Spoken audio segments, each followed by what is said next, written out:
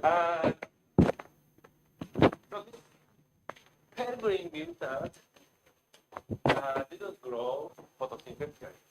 And before we were working on some, as I talked to you the other day, there are some mutants that lack deficient in light harvesting complex. That is, they are also pale green mutants, but grow photosynthetically, although they need more light because that's deficient in light harvesting complex.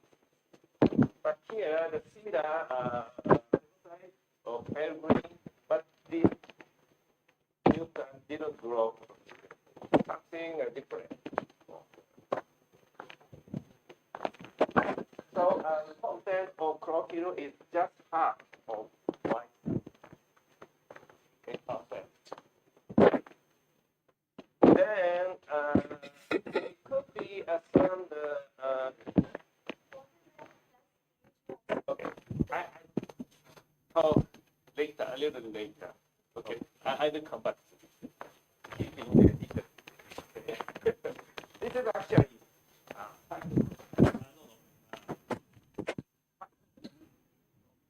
Okay.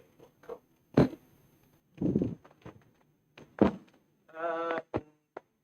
Okay. Then.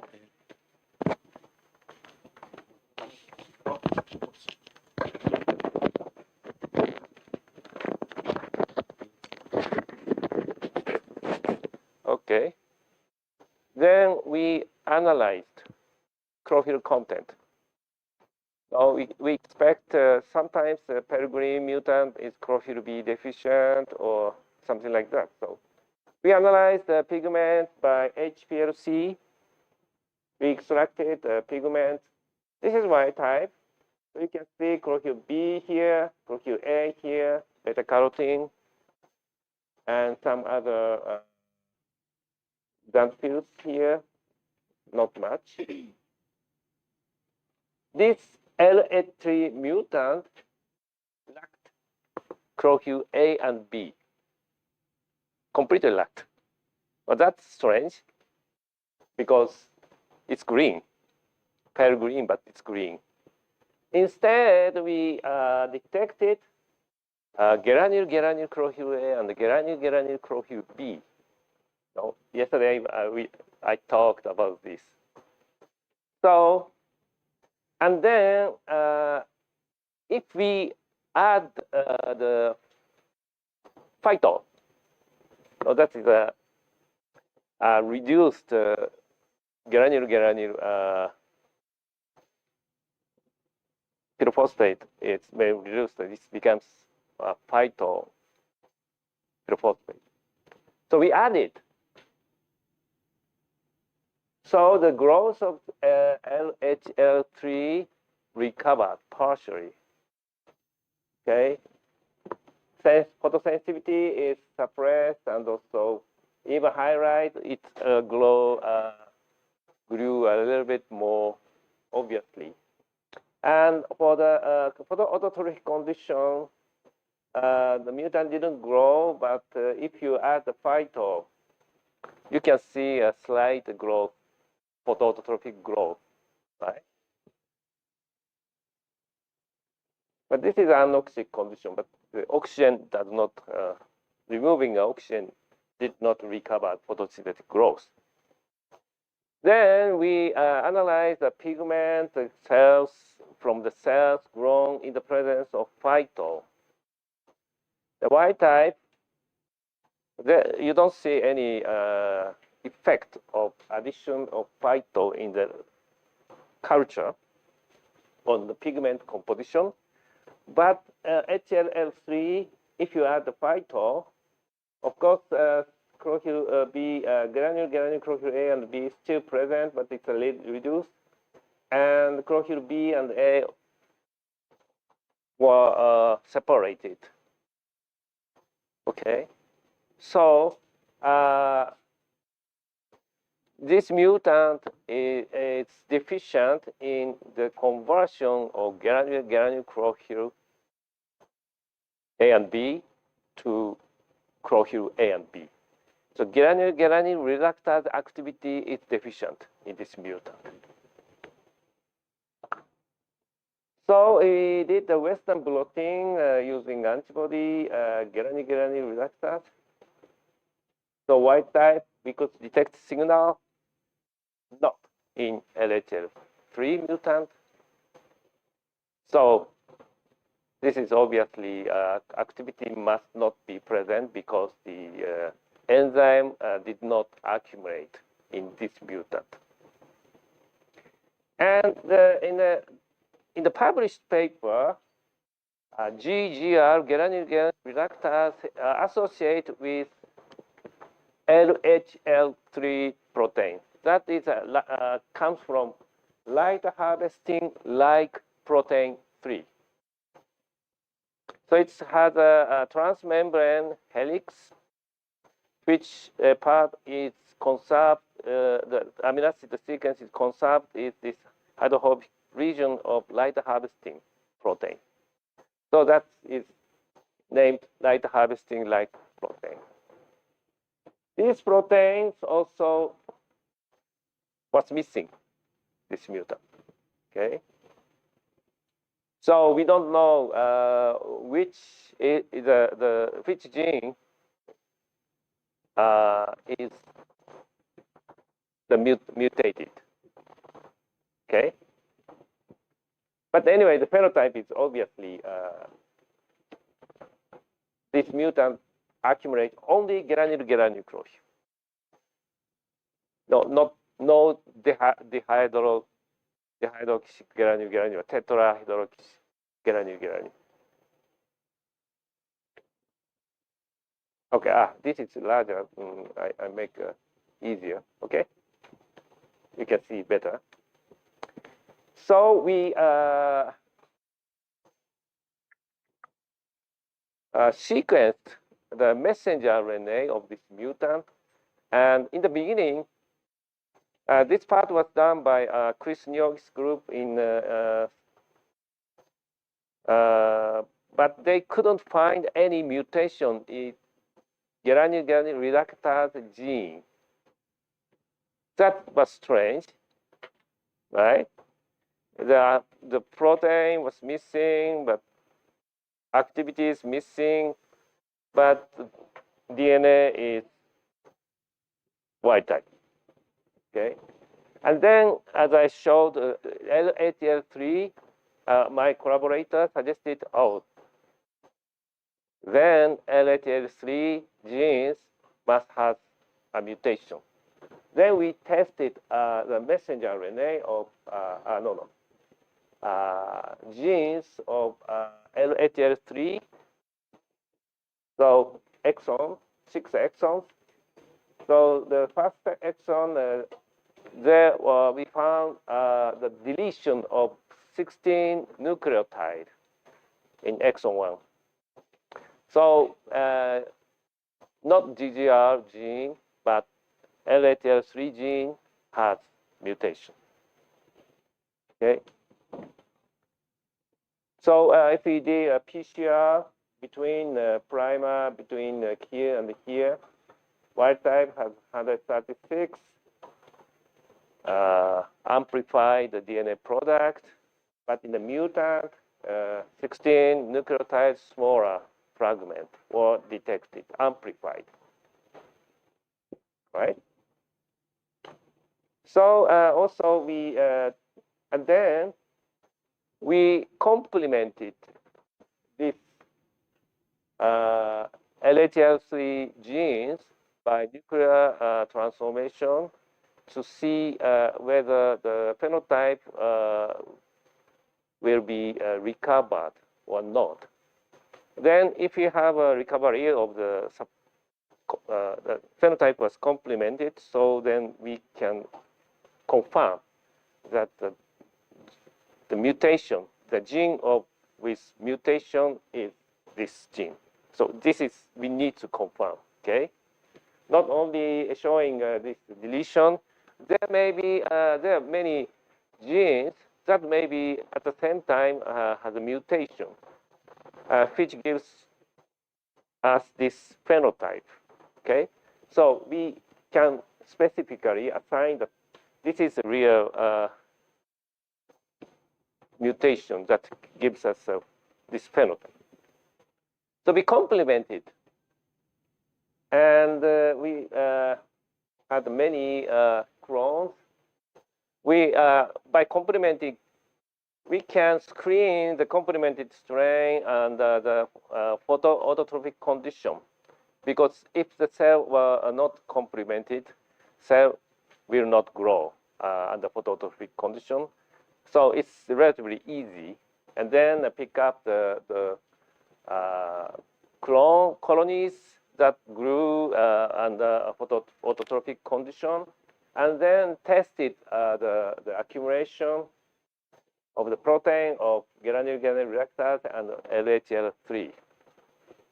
So as you can see, DDR proteins are recovered. This is the wild type, the mutant, and this is the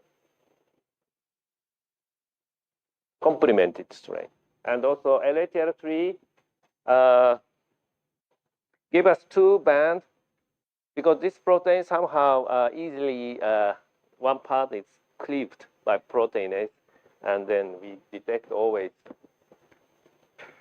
two bands. This is the whole protein, and this is some truncated protein. So the nuclear transformation of Chlamydomonas inserted DNA is randomly integrated into the nuclear genome. So depending on the insertion site of the insertion, expression level changes. So of course, as you can see here, some are very highly expressed, and some are lower. So we have to select the complemented strain that expressed as much as wild type level. Okay. Then we analyze the pigments by HPLC, the wild type, chlorophyll B and A and beta carotene, LHL3 mutant, granular chlorophyll B.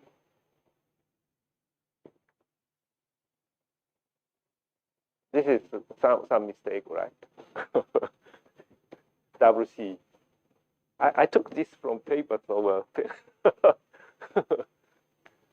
sometimes happens. And the complemented strain totally lacks granular chlorophylls and only accumulate chlorophyll A and B.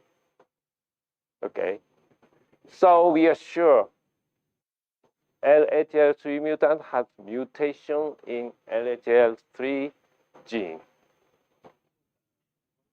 The gradient is isoparetic or binary for HPLC? This is elution. Yeah. Like this is a gradient. Yeah, we use a gradient. So binary gradient or like isoparetic, single or two? One gradient.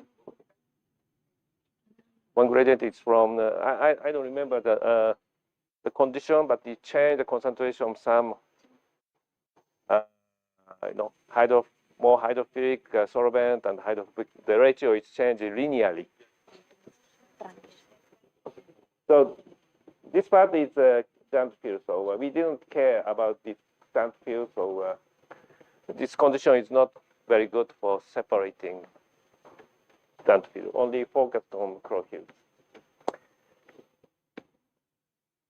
Then,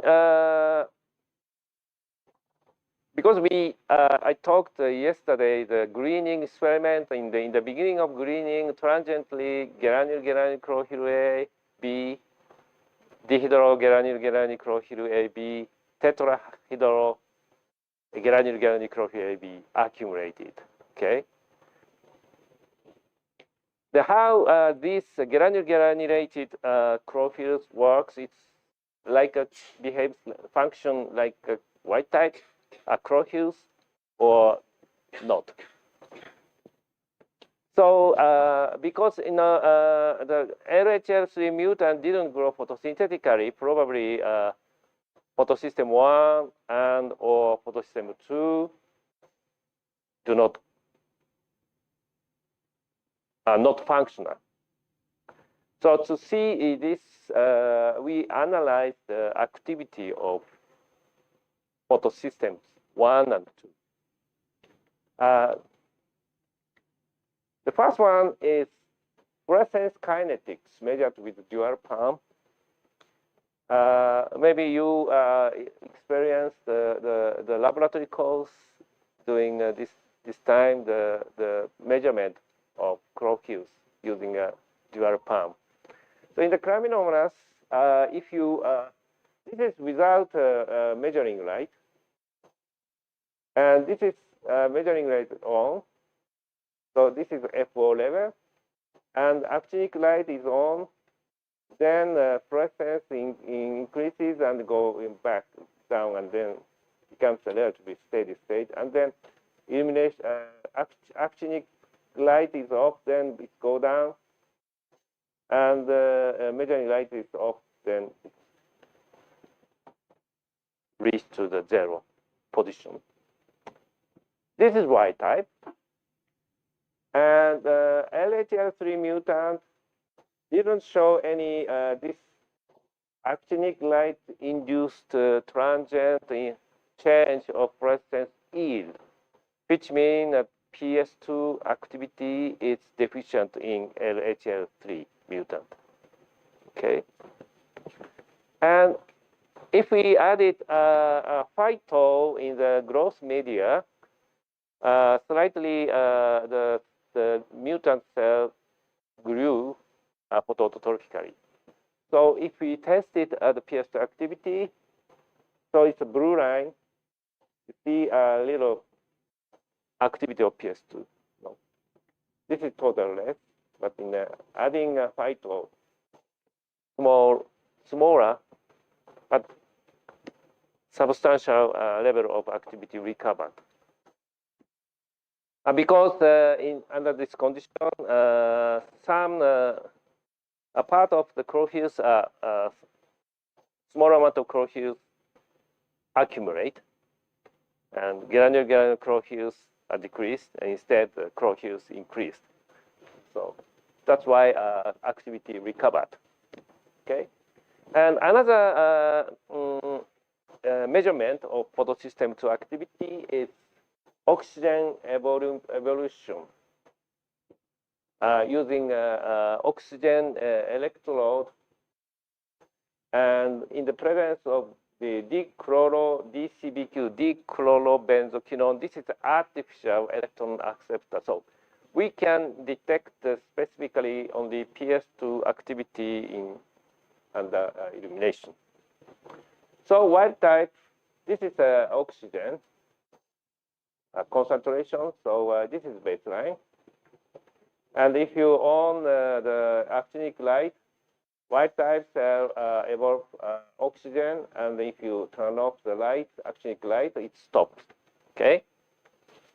And the mutant, as you expected from the fluorescence induction transient kinetics, no PS2 oxygen evolving activity was observed here. So no activity of PS2.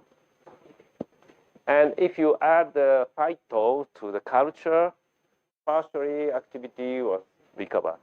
So this measurement is more quantitative, right? So almost half of the activity of Y type was observed in the mutant with phyto. Okay. Then how about PS1? PS1 also had active chlorophylls. So we used geolyotype spectrometry that we can measure PS1 activity using a cell. Okay. So this is a 705 nanometer absorption change. This is caused by photo-oxidation of pigment 700, P700. That is the reaction center of photosystem 1. So if you illuminate, AAL is actinic light. So this is dark. Okay. So no activity, but in the actinic light, P700 is oxidized, photo-oxidized.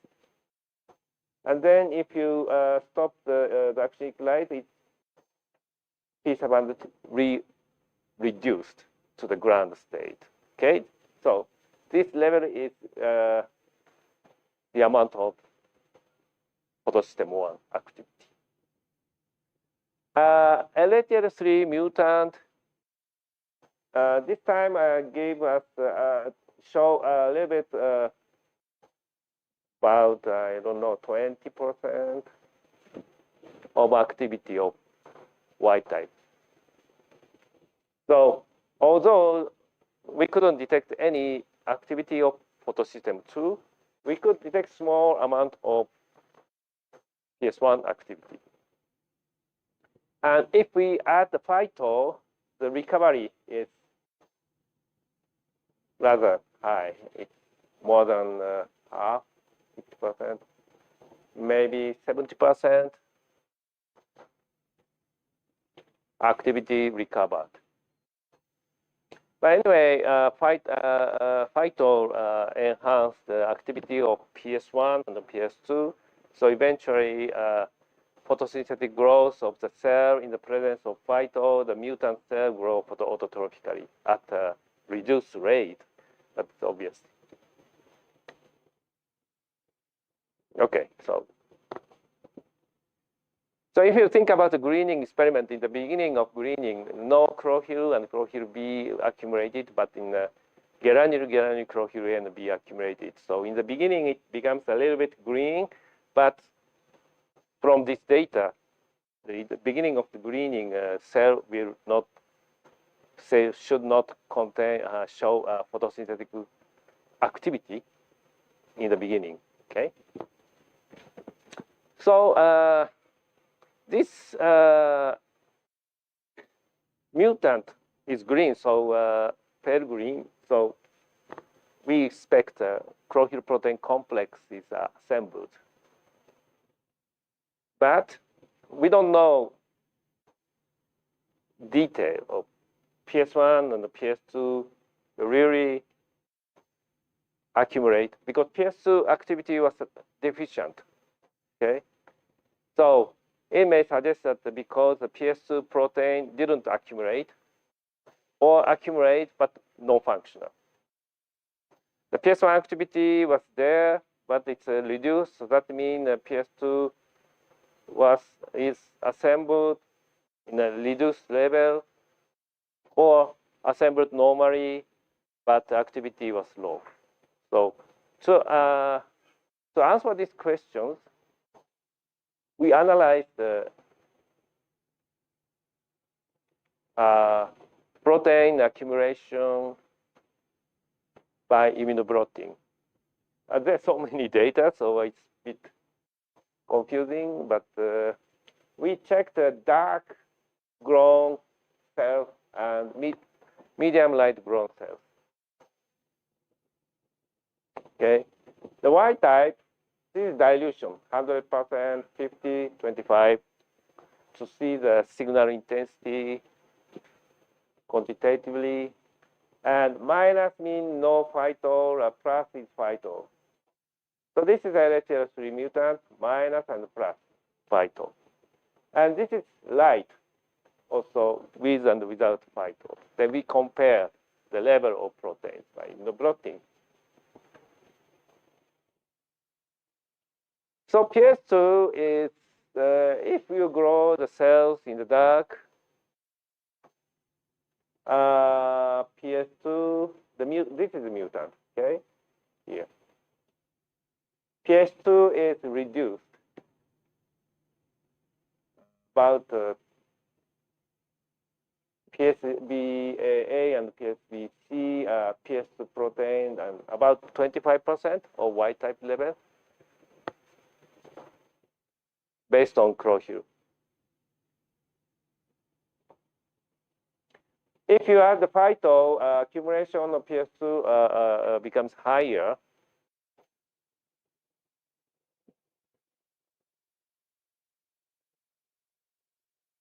And the concerning PS1, without phyto, PS1 accumulate more than 50%. Okay, and if we add phyto, the accumulation level recover to almost wild type level. So the presence and absence of phyto affect the accumulation level of PS1 and the PS2. The interesting thing is the PS2 accumulate without phyto, but we couldn't detect any activity. No, protein level was 25%, but activity level was 0%. So somehow with granular chlorophyll, PS2 was assembled but accumulated at lower level and no activity. This is the conclusion. And PS1 accumulate more than PS2, but activity is protein level is about 50% or more than 50%, but activity level was about 20%. So less than half. Based on PS1 content, PS1 activity was there, but about half or less than half. Okay. And also, this is a light harvesting complex, LHC1. And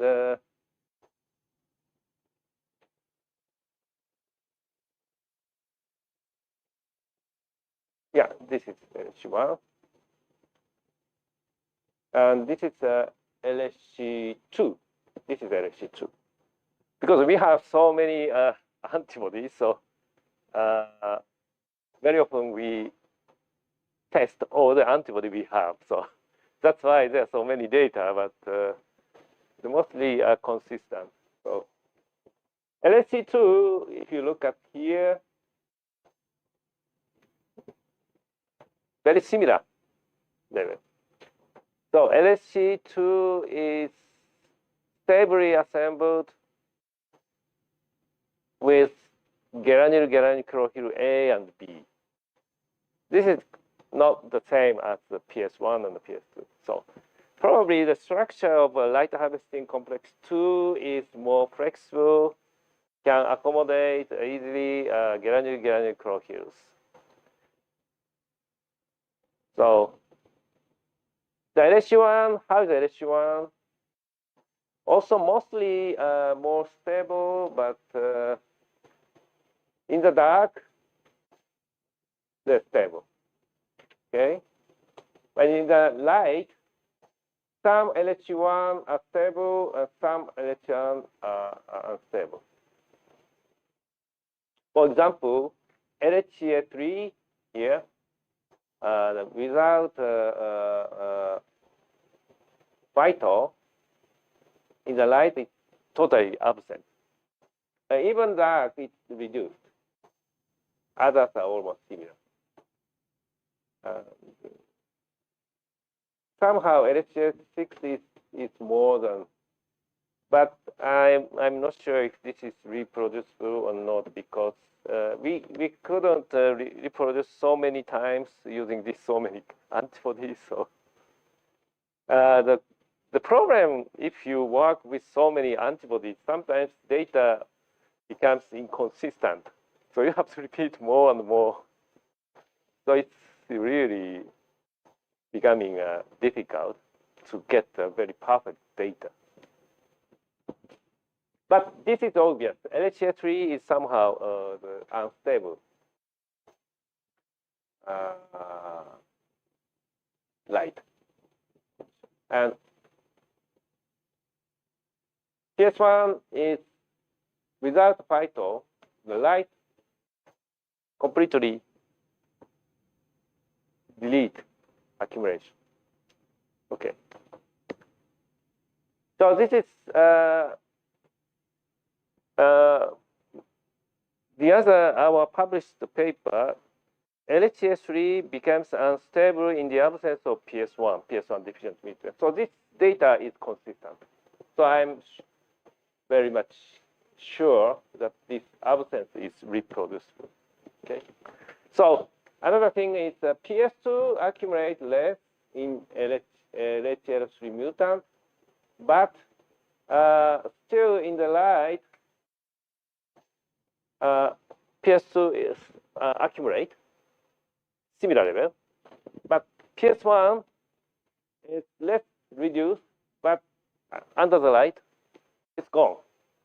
So PS1 is very unstable in the light. This is interesting phenotype because usually in the white type, PS2 is photosensitive, very photosensitive. But it's resynthesized, it turnover, so steady state level of PS2 in under the light, not if it's not very strong, the PS2 level is maintained constant, although PS2 activity decreases, but protein level is constant. But here, PS1 is in the white type is stable. The no activity decrease is observed if the light is not extremely high, it's moderate light. But here, PS1 is more light sensitive than PS2. This is interesting, I think, phenotype. Okay, so mutant from this many data, it's sometimes confusing you to see what is interesting and what is we should focus on which phenotype or not. Okay, and then this experiment is analyze the stability of protein.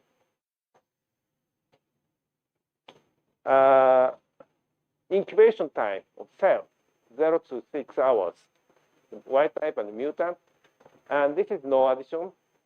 So protein level is almost constant, almost. But if you add the chloramphenicol to block the synthesis of chloroplast proteins, chloroplast encoded protein, and the cyclohexamide, which blocks the synthesis of nuclear encoded protein, to see the stability of the protein. And chloramphenicol, this is a PSBA is a chloroplast encoded protein. So the synthesis of this protein is blocked by with chloramphenicol. It's going down. Okay, relatively PSAD is stable, and cyclohexamide is nuclear encoded, but LHC8 and 3 and nuclear encoded protein are stable. So LHC is stable. So this means that PS1 protein, this also going down. So PS1 protein is unstable, although stable in the wild type, but the mutant unstable. PS2 also unstable, but probably resynthesized. So that's why it's balanced, equilibrated. This is a phenotype. And we also analyze the chlorophyll protein complexes. This circumstance gradient in the dark, a wild type, LHL3 mutant, and the phyto. So the difference was this mutant has reduced level of A3. This is PS1 LH1 supercomplex, as expected, and has more here. It's stronger, so compared to white type. And the middle light, mild light, PS1 LH1 supercomplex disappears as expected. But level of LHC2 nearly constant. So the increase of this band in LU3 is due to this content of PS2 and also LHC1 dissociated from PS1 because PS1 is reduced. So this happens.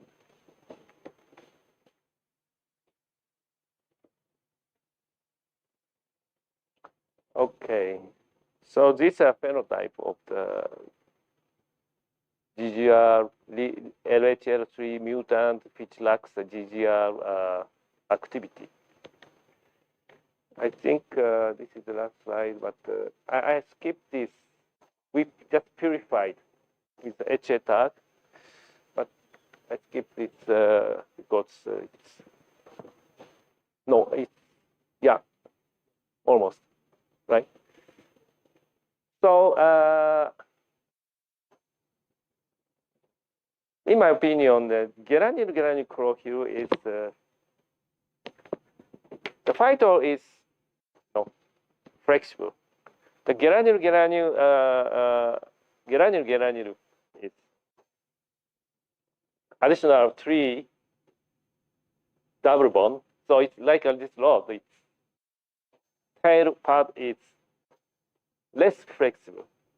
So if you accommodate the chlorophylls in the chlorophyll protein complexes, sometimes this tail must, if it's flexible, you can easily accommodate in the chlorophyll protein complexes. And if the tail is somehow rigid structure, it's sometimes difficult to accommodate properly. So position may a little bit change. So that may affect the stability, or that may affect the activity. That's happened. So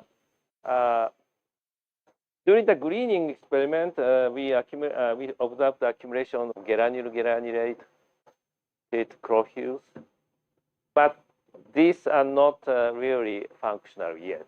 So we have to wait the greening to continue to express fully the cell express full activity. So this is we can get this conclusion from this mutant experiment. Okay, I stop my talk and ask you a question. Yeah. Is there any structural? Microphone. Is there any structural data this incorporated granule chlorophylls in photosystem 1 or photosystem 2? Structure. Yeah. Any structural data? We have not. We want to do structural analysis, but so far we have not yet studied. But I'm planning to do so because we can separate these complexes easily, and PS1 is slightly active and PS2 is totally inactive. So from the structural analysis, we may have some information. Yes. Why? Well, probably reaction center chlorophylls, P680 or P700. We are curious to know the structure. And also acceptor side. Yeah. And you're in functional, that kinetics activity, PS2 activity is completely absent. Yeah. And PS1 activity is bit there, slightly. But Western blot data, PS1 proteins are almost reduced, but its accumulation is higher than the activity. Okay. For example, 50% level of wild-type level accumulate, but activity was 20% of wild-type level. And according to your view, it must be you showed the absorbance of these chlorophylls, like geranil and all, in your previous class. The absorbance is same. Yeah, exactly, because absorption is determined by the structure of a chlorine ring structure. Yeah.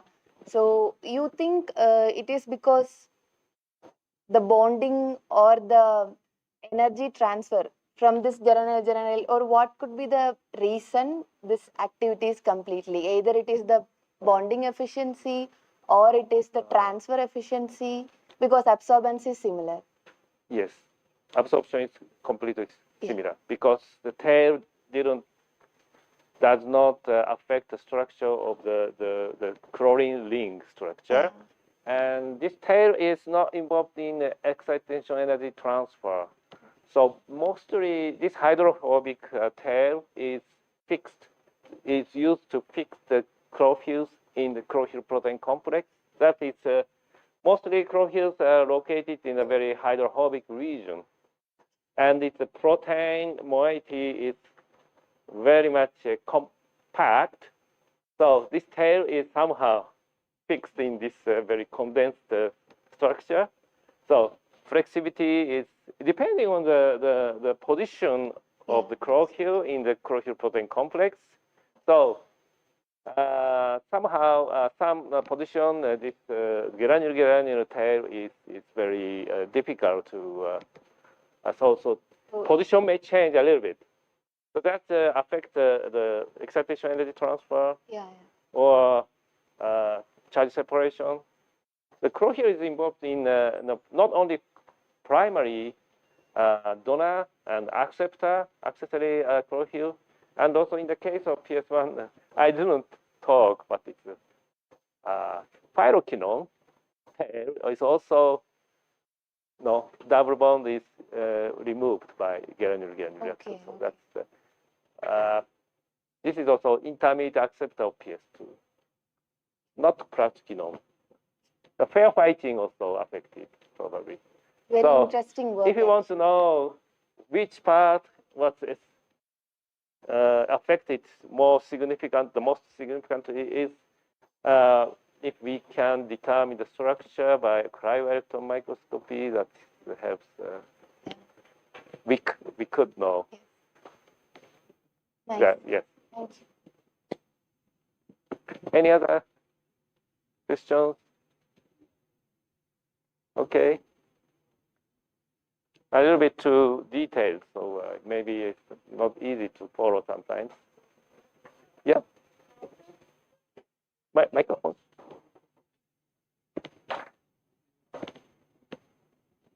You said there's no GGR activity in LHL3. Why is it? How are they both related? Because the mutation is in the LHL3 gene. The question is this mutant is LHL3, but why GGR is absent?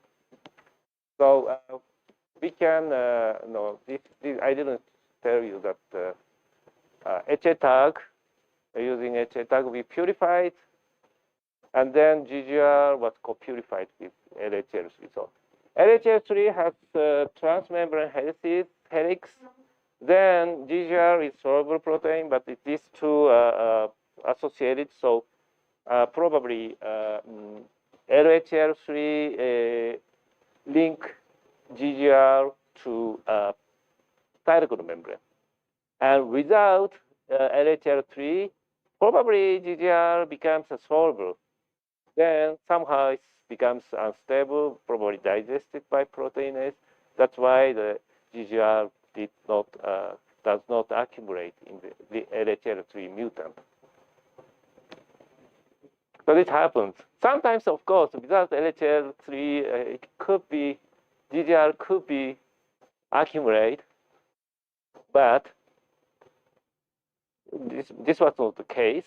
And also, GGR must be very close, attached to cytochrome membrane, probably, because granular chlorophyll must be present near the cytochrome membrane. Okay, so no other questions? Okay.